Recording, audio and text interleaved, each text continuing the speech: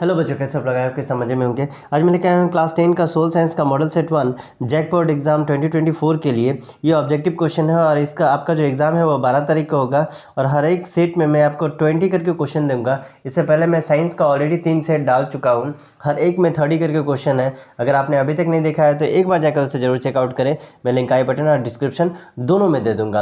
और अगर चैनल पर पहली बार आए हैं तो लाइक से सब्सक्राइब करके बेल आइकन को जरूर प्रेस कर दे ताकि हर आने वाले वीडियो के बारे में आपको पता चलता रहे। और अगर ऑलरेडी बने हुए हैं तो ज़्यादा से ज़्यादा शेयर किया करें। तो चलिए शुरू करते हैं। पहला नंबर जो हमारे पास क्वेश्चन है, पहला नंबर क्वेश्चन में हमसे पूछा गया है कि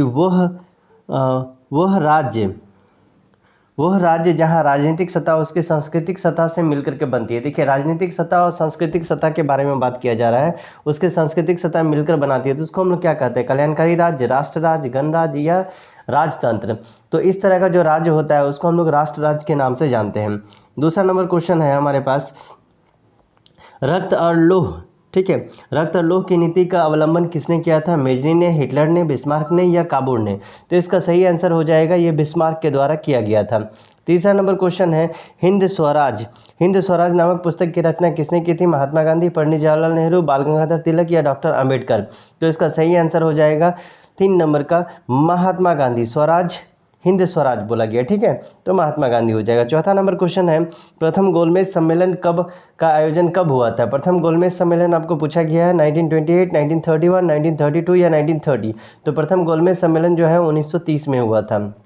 इसके बाद आते हैं 5 नंबर में पूछा गया है, बृहद उत्पादन व्यवस्था किस देश में आरंभ की गई थी? आपके ऑप्शन है ब्रिटेन, रूस, अमेरिका या जर्मनी। तो इसका सही आंसर हो जाएगा ये अमेरिका में किया गया था।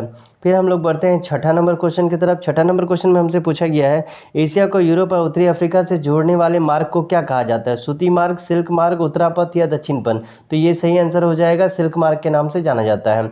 7वां नंबर क्वेश्चन हमसे पूछा गया है, भारत में पहली जूट मिल कहाँ स्थापित की गई थी? भारत में पहली जूट मिल बोला गया, बंगाल में, मुंबई में, मद्रास में, बिहार में? तो पहली जूट मिल जो है बंगाल में। ठीक है, इसको आपको ध्यान में रखना है। 8वां नंबर क्वेश्चन दिया गया है, विश्व का सबसे बड़ा उद्योग कौन सा है? सबसे बड़ा उद्योग पूछा जा रहा है, सूती वस्त्र उद्योग, रसायन उद्योग, चीनी उद्योग, लौह इस्पात उद्योग। तो देखिए, सबसे बड़ा जो है सूती और रसायन जो उतना बड़ा नहीं है, चीनी भी उतना बड़ा नहीं है, सबसे बड़ा जो है वो लौह इस्पात होगा। ये आप ध्यान में रखना। 9 नंबर क्वेश्चन दिया गया, भारत में पहला प्रिंटिंग प्रेस किन लोगों के द्वारा लाया गया था? ठीक है, आपके ऑप्शन है पुर्तगालियों द्वारा, डचों द्वारा, फ्रांसीसियों द्वारा या अंग्रेजों द्वारा? तो ये पुर्तगालियों द्वारा लाया गया था। 10वां नंबर क्वेश्चन आपसे दिया गया है जिसमें पूछा जा रहा है, जापान की सबसे पुरानी मुद्रित पुस्तक का क्या नाम है? सबसे पुराना जो जापान का पुस्तक है उसका क्या नाम है जो पहली प्रिंटिंग थी? बाइबल, उकियायो, कुरान या डायमंड सूत्र? तो इसका सही आंसर हो जाएगा नंबर डी। क्या हो जाएगा? तो डायमंड सूत्र। ठीक है, इसके बाद हम लोग आते हैं नेक्स्ट क्वेश्चन की तरफ।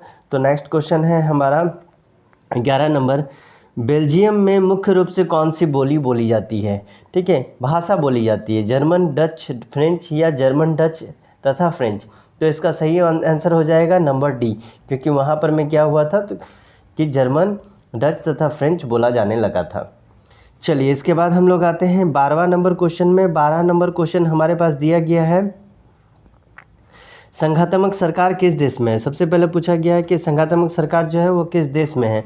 आपके ऑप्शन है चीन में, भारत में, फ्रांस में या जापान में, संघ के रूप में। तो ये सही आंसर हो जाएगा भारत में। ठीक है, इसके बाद हम लोग आते हैं अगला क्वेश्चन 13 नंबर। 13 नंबर क्वेश्चन में हमसे पूछा गया है, उत्तरी आयरलैंड और नीदरलैंड देश है, क्या चीज़ का देश है? ईसाई बहुल, हिंदू बहुल, इस्लाम बहुल या सिख? सिख है नहीं, हिंदू है नहीं, इस्लाम है नहीं। तो क्या सही आंसर हो जाएगा? 13 नंबर का हो जाएगा ईसाई बहुल। 14 नंबर क्वेश्चन में आपसे पूछा गया है, राज्य में के विधानसभा में महिलाओं का प्रतिनिधित्व कितना है? 4% से कम, 5% से कम, 7 से कम या 10 से कम? तो इसका सही आंसर हो जाएगा आपका बी नंबर, 5% से भी कम है। 15 नंबर क्वेश्चन दिया गया है, भारत के संविधान के अनुसार भारत कैसा देश है? धर्म प्रधान, हिंदू, मुस्लिम या धर्मनिरपेक्ष? तो धर्म प्रधान भी नहीं है, मुस्लिम भी नहीं है, हिंदू नहीं है। भारत कैसा देश है? तो धर्मनिरपेक्ष देश है, क्योंकि यहाँ पर में अलग अलग जात के लोग, अलग अलग धर्मों को मानने वाले लोग रहते हैं। 16 नंबर क्वेश्चन आ जाएगा, किस प्रकार की सरकार सबसे बेहतरीन मानी जाती है? कौन सा सरकार जो है सबसे बेहतरीन है? राजतंत्र, लोकतंत्र, सैनिक तंत्र या तानाशाही सरकार? तो सबसे अच्छा हो जाएगा यहाँ पर में लोकतंत्र, क्योंकि ये लोगों के द्वारा चुनी गई सरकार है।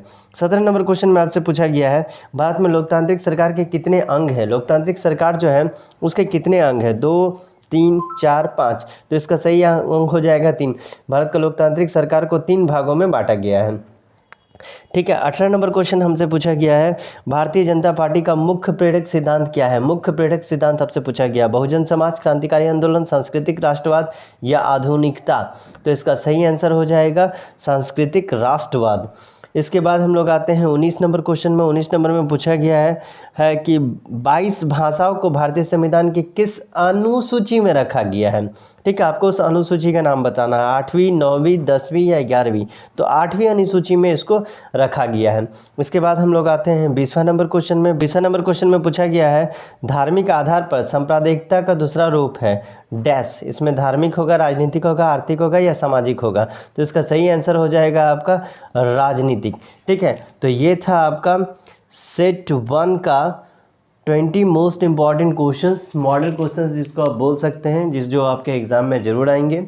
आपको करना क्या है, पहली बार है तो लाइक से सब्सक्राइब जरूर करें, और ऑलरेडी बने हुए हैं तो ज़्यादा से ज़्यादा शेयर क्या करें, ताकि आपकी तरह आपके फ्रेंड को भी इसका फ़ायदा मिलता रहे। मिलते हैं अगले वीडियो में, तब तक के लिए bye bye and take care.